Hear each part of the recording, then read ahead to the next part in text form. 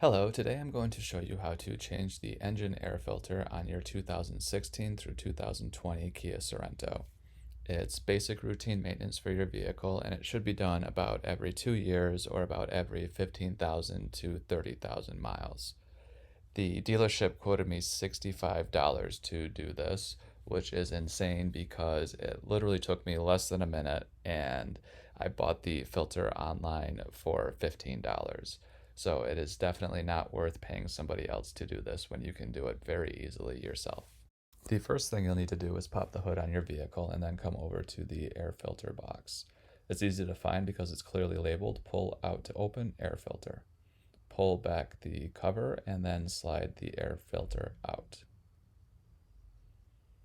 You'll want to make sure that the old air filter and new air filter are exactly the same, so compare them side by side.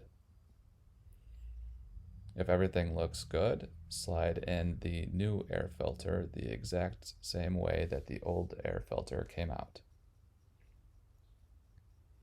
And that is it. Pull the cover back up and you are done. The dealership wanted $65 for that. I have a link in the description to the air filter that I bought on Amazon. Let me know if you end up trying this yourself and how it went.